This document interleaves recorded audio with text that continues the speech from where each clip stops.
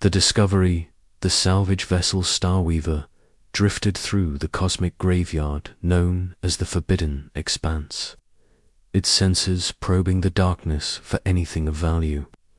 Captain Zixnine adjusted her crystalline form, the light refracting through, her body casting rainbow patterns across the bridge. Her crew, a mixture of species from across the Helix Confederation, worked in practiced silence. They all knew the stories about this region of space. Ships that entered the Forbidden Expanse sometimes never returned, and those that did spoke of strange visions and impossible geometries that made navigation computers fail. "Captain, I'm detecting an unusual energy signature," announced Korvac, the ship's Threnody scanner operator. His 6 eyes blinked in sequence, a sign of confusion among his people. "It's faint, but it's unlike anything in our database. The pattern is ... ancient." Zixnine floated closer to the scanner display, her translucent body pulsing with curiosity. The Forbidden Expanse had been off limits for as long as any civilization could remember. The oldest records, dating back 50,000 years, simply marked it as dangerous without explanation. But desperation had driven them here. The Helix Confederation needed resources. An ancient technology could save their struggling alliance of 23 species. "How ancient are we talking about?" she asked, her harmonic voice resonating through the bridge. Korvac's tentacles danced across his console, running calculations. Based on the decay patterns and background radiation absorption... "Captain, this signature could be over 100,000 years old." The bridge fell silent. Even the constant hum of the ship's engines seemed too quiet in respect for such an incomprehensible span of time. Assistant Navigator Melloc, a reptilian saurid, broke the silence with a nervous hiss. Nothing artificial could survive that long. It must be a natural phenomenon. "Perhaps," Zixnine mused, "but we came here for salvage, and this is the first interesting thing we've found. Set course for the signature, but keep our defensive screens at maximum." The Starweaver changed direction, its sleek form cutting through the void toward the mysterious signal. As they drew closer, the ship's lights illuminated something that made every crew member gasp. Floating before them was a vessel of impossible size, a mountain of metal and composite materials that dwarfed their ship like a moon dwarfs a pebble. The craft stretched for nearly 3 kilometers, its hull scarred by countless impacts, but still intact. Strange symbols covered its surface, worn but still visible, speaking of a civilization none of them recognized. "By the 7 suns," whispered Chief Engineer Drell, his 4 arms trembling. "Look at those weapon ports. Each one is larger than our entire ship." The vessel was clearly built for war, but its design was unlike anything in their databases. Where most warships were angular and efficient, this one had an almost organic flow to its lines, as if it had been grown rather than built. Massive turrets dotted its surface, their barrels pointing outward in eternal vigilance. Along the hull, they could see what appeared to be fighter bays, each one large enough to house a dozen of their corvettes. "Life signs?" Zixnine asked, though she hardly dared to hope. "Scanning now," Korvac replied, his tentacles moving faster. "The ship appears to be in some kind of preservation mode. Main power is offline, but ... Wait, Captain, there's a backup. System still running.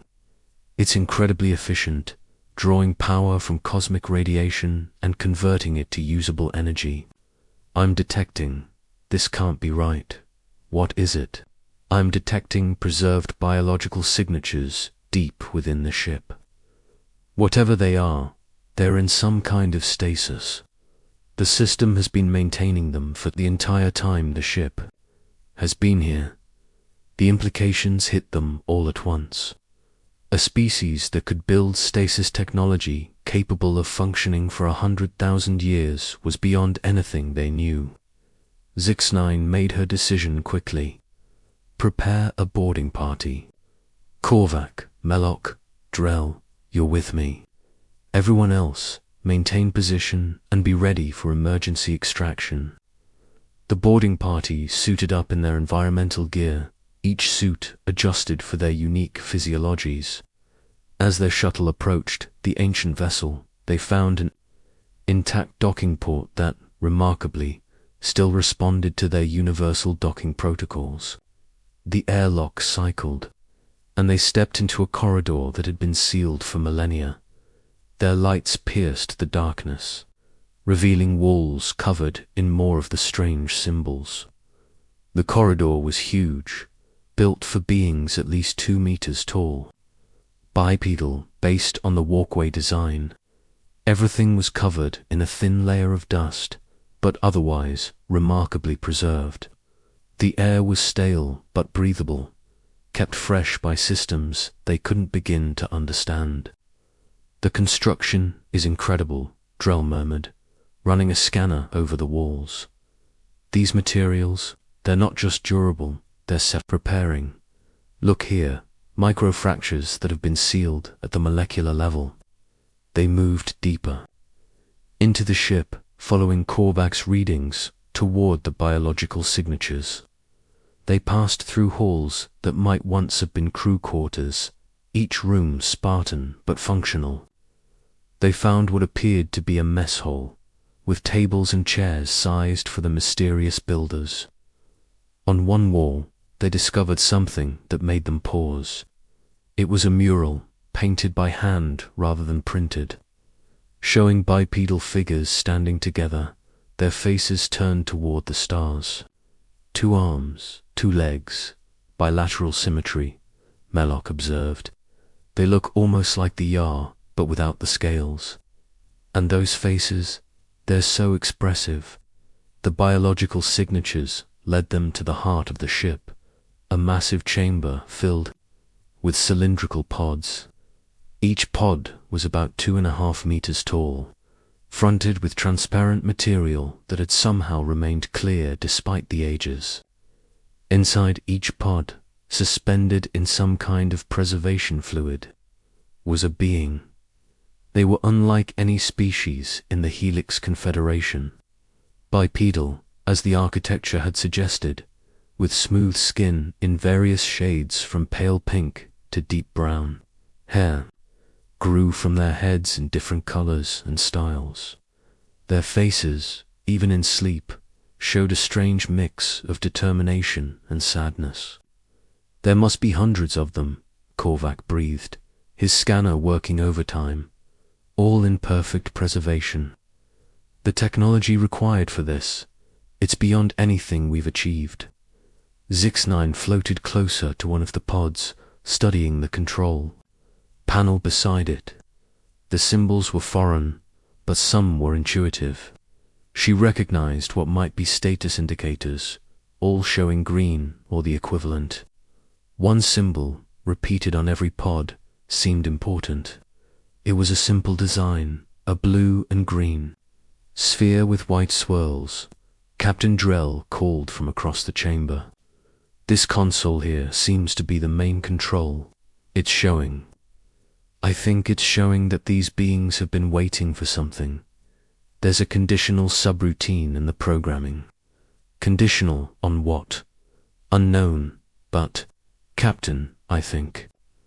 We triggered it when we boarded. The ship's systems are waking up. As if in response to his words, lights began to flicker on throughout the chamber. The gentle hum of power systems coming online filled the air. One pod in particular began to change, its preservation fluid draining and the front panel sliding open with a soft hiss. The being inside, a female with short dark hair and skin marked by old scars, began to stir. Her eyes opened, brown and intense, focusing immediately on the alien forms before her. She didn't panic or show fear. Instead, she stepped out of the pod with practiced ease, her muscles responding despite the impossibly long sleep. She wore a uniform of some kind, dark blue with symbols that might have been rank insignia. She looked at each of them in turn, studying them with an intelligence that transcended species barriers. When she spoke, her voice was rough from disuse, but the ship's systems immediately began translating. "I am Commander Sarah Chen, United. Earth Defense Force, Guardianship, Eternal Vigil." She paused, looking at their obviously non-human forms. "The fact that you're here, that you've developed space travel, how long has it been?" Zix9 found her voice first. "Our estimates suggest your ship has been here for 100,000 years. Sarah Chen closed her eyes briefly, absorbing the incomprehensible number. When she opened them again, there was steel in her gaze. "Then we succeeded in the first phase. You survived. You grew. You reached the stars." She looked around the chamber, at her sleeping comrades. "But if the ship woke me, that means the second phase has begun. They're coming back, who?" Melloc asked, though part of him didn't want to know the answer. "Who is coming back?" Sarah walked to a wall panel and placed her hand on it. The entire chamber transformed, holographic displays filling the air with star maps and tactical data. In the center of it all was an image that made the aliens step back in instinctive fear. It showed creatures of living shadow, beings that seemed to exist partially outside normal space, their forms constantly shifting and reforming. "We called them the Void Hunters," Sarah explained, her voice carrying the weight of ancient memory. "They came from outside our galaxy, from the spaces between spaces. They don't just kill, they consume reality itself, unmaking everything they touch. They view our universe as a feeding ground, and all life in it as prey." She manipulated the display, showing battle after battle, human ships fighting desperately against an enemy that defied physics. "We tried to warn the younger species, but you weren't ready. None of you were advanced enough to fight them. So we made a choice. Humanity would hold the line. We would fight them in the dark places, far from your worlds, while you grew strong, enough to defend yourselves. But you're here, in stasis," Drell pointed out. "If you were fighting." "We fought for 50,000 years, Sarah said quietly. "Generation after generation, we poured everything into the war.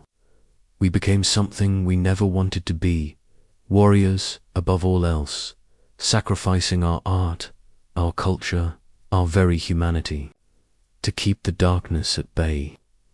Eventually, we pushed them back, out of the galaxy entirely.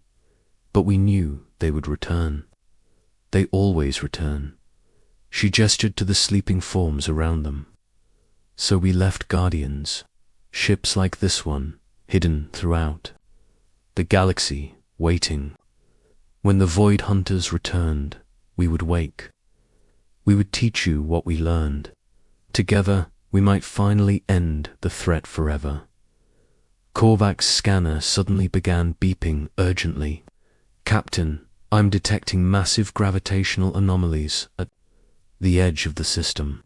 Something is tearing holes in space itself." Sarah's expression hardened. "They're here. After all this time, they've finally come back." She moved to another console, beginning the wake-up sequence for the other pods. "Captain Zix9, I need you to send a message to your Helix Confederation. Tell them humanity's vigil has ended. Tell them the war they never knew about is beginning again." The revelation, the next hours passed in a blur of activity. Sarah Chen moved through the awakening sequences with practiced efficiency, rousing her crew from their millennial slumber. Each human who emerged from stasis showed the same discipline, the same immediate readiness that spoke of training so intense it survived even 100,000 years of sleep. They didn't waste time on confusion or adjustment. They simply accepted their situation and got to work. CYX-9 watched in amazement as the ancient ship came alive around them. Systems that had been dormant since before her species had discovered fire hummed to life. The humans moved through their vessel with absolute familiarity, checking weapons systems, running diagnostics, preparing for a battle that their ancestors had started before recorded history began. Commander Chen, Zix-9, approached the human leader at what was clearly the ship's command center. My people need to understand what we're facing. The Helix Confederation consists of 23 species. We have fleets, weapons, but nothing like what you're preparing for. Sarah turned from a tactical display showing the approaching gravitational anomalies. Up close, 6-9 could see the weight of impossible years in the human's eyes, even though physically she appeared to be in her prime.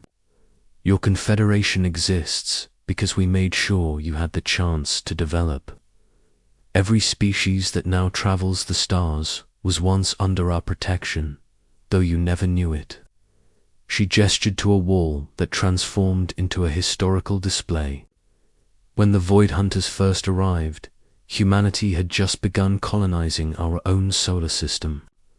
We were young, naive, barely able to defend our own world. But we had something the Void Hunters didn't expect. We could adapt faster than any species they had encountered before. We could take their impossible weapons and find ways to counter them. We could survive injuries that should have killed us and keep fighting. We could sacrifice everything and count it worthwhile if it meant others lived. The display showed human colonies being evacuated, entire worlds abandoned as humanity pulled back to create buffer zones. We realized early that this wasn't a war we could win quickly. The Void Hunters existed partially outside our dimensional space. Killing them here only sent them back to their realm to regenerate. So we developed weapons that could hurt them in both dimensions simultaneously.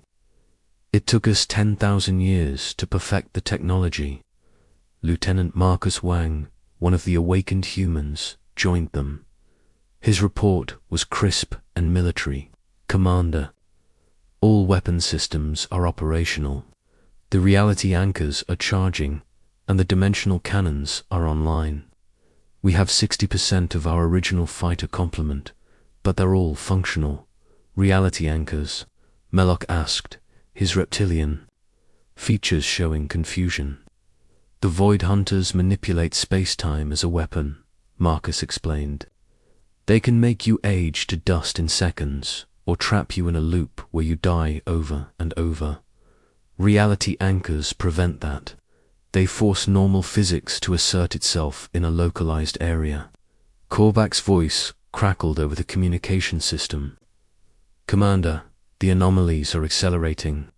We're reading massive energy buildups consistent with something trying to break through from another dimension. Sarah's expression darkened. All humans to battle stations. Captain Zixnine, I need you to get your ship clear. This is going to get dangerous very quickly. We're not leaving, Zix-9 said firmly, surprising herself with her conviction. If these things are the threat you say they are, then the Helix Confederation needs to know how to fight them. We're staying. Sarah studied the crystalline alien for a long moment, then nodded. Your choice. But stay behind us and observe. Don't engage unless you have no other option. You need to survive to teach others what you learn here. The Eternal Vigil's engines roared to life, pushing the massive warship toward the edge of the system where reality itself was beginning to tear. Through the viewports, They could see space distorting, twisting in ways that made their minds rebel. Colors that shouldn't exist bled through the cracks, and shapes that had too many or too few dimensions writhed at the boundaries of perception. "Here they come," Sarah announced calmly.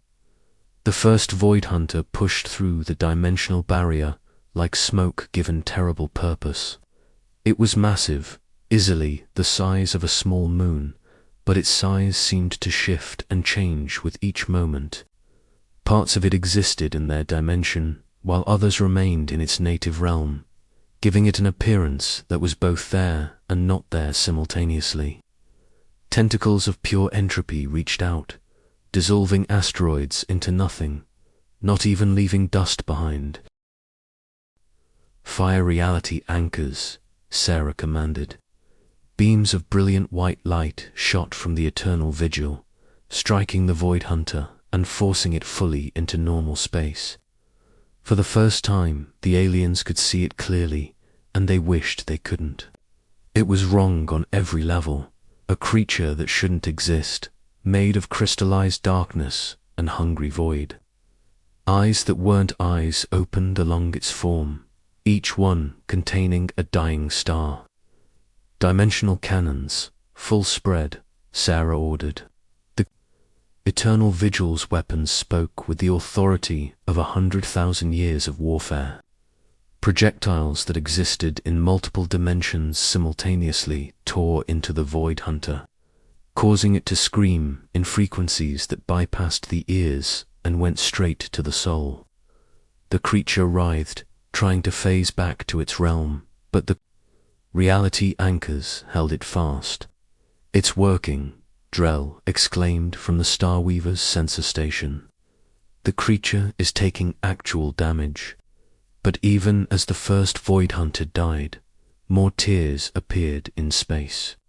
2, then 5, then a dozen portals opened, each one disgorging horrors that defied description. Some were massive like the first, others were smaller but faster, darting through space in movements that ignored inertia and momentum. Sarah never lost her composure. "Attack pattern Omega-7. Show them why humanity became the guardians of this galaxy." The eternal vigil moved with a grace that belied its size. Fighters launched from its bays, each one piloted by humans who had trained for this moment across multiple lifetimes. They danced between the Void Hunter's attacks, their smaller reality anchors creating pockets of normal space where they could maneuver safely. The mothership's guns never stopped firing, each shot precisely calculated to cause maximum damage to creatures that existed partially outside reality. But it was clear they were outnumbered. For every Void Hunter they destroyed, 2 more seemed to emerge from the dimensional tiers. Sarah's crew fought with determination that bordered on the superhuman, but they were one ship against an invasion. "Captain Zixnine," Sarah's voice came over the communications. "You need to send that message now. Every species in your confederation needs to know what's happening. The Void Hunters aren't just attacking here. If they're returning, they'll be emerging throughout the galaxy." Zixnine's crystalline form pulsed with decision. "Korvac, open an emergency channel to the Confederation Council. Maximum priority." As Korvac worked to establish the connection, the battle continued to rage. The eternal vigil had destroyed 6 Void Hunters, but had taken damage in return. Parts of its hull simply ceased to exist where the creature's entropic weapons had struck. But still, the humans fought on, their determination unshaken. "Connection established, Captain," Korvac announced. The holographic forms of the Confederation Council appeared on the Starweaver's bridge. 23 different species represented. Their initial confusion at the emergency summons turned to shock as they saw the battle raging behind Zix. "Counselors," Zixnine began, "we are in the Forbidden Expanse, and we have discovered why it was forbidden." An ancient enemy has returned, one that humanity has been protecting us from for 100,000 years. She quickly explained what they had learned about humanity's sacrifice, their long vigil, and the nature of the Void Hunters. As she spoke, the council members' expressions ranged from disbelief to terror. "If this is true, Council Leader Thrak," Arthur Gorvani said slowly, "then everything we know about our history is wrong. Humanity didn't disappear. They've been standing guard this entire time." Commander Chen Zix9 turned to include the human leader in the communication. "What do you need from us?" Sarah, still commanding her ship in battle, spoke without turning from her displays. "Every ship you can spare. Every weapon you've developed. The Void Hunters are probing our defenses, testing to see if the galaxy is still protected. If we can hurt them badly enough here, they might retreat back to their dimension for another age. But if we fail, if they establish a foothold, they'll consume everything." The Council didn't hesitate. "All fleets are ordered to converge on your position," Council Leader Thrak declared. "The Helix Confederation stands with humanity." Over the next hours, ships began arriving. First a handful, then dozens, then hundreds. The combined fleets of 23 species emerged from hyperspace, each one ready to fight alongside the humans who had protected them for so long without recognition or thanks. Sarah shared humanity's weapons technology freely, transmitting designs for reality, anchors, and dimensional weapons that the Confederation's engineers immediately began implementing. The battle that followed was unlike anything the galaxy had seen since humanity's first war with the Void Hunters. Saurid dreadnoughts fought alongside human fighters. Threnody carriers launched waves of drones equipped with miniature reality. Anchors, crystalline beings like 6-9, used their unique physiology to create interference patterns that disrupted the Void Hunters' dimensional phasing. Every species contributed something unique, and together they began to push the invaders back. As the tide of battle turned, more human guardianships began arriving, awakened by the return of their ancient enemy. Ships with names like Endless Watch, Silent Protector, and Forever Vigilant emerged from hidden positions throughout the galaxy. Each one was crewed by humans who had sacrificed everything to protect species they had never met. The battle raged for 3 days. When it finally ended, the dimensional tiers had been sealed and the Void Hunters had been driven back to their realm. The combined fleets had paid a heavy price, with dozens of ships lost, but they had won. In the aftermath, as repairs were being made and the dead honored, Sarah Chen stood before the assembled representatives of the Helix Confederation. She looked tired, older somehow, despite her preserved youth. "The Void Hunters will return," she said simply. "Maybe not for another 100,000 years, but they will come back. They always do. The question is whether you'll be ready." Council Leader Thrak stepped forward. "We will be ready, because we won't face them alone. Humanity's vigil is over. From now on, we stand watch together." Sarah smiled, the first genuine expression of joy any of the aliens had seen from her. "Then perhaps our sacrifice was worth it.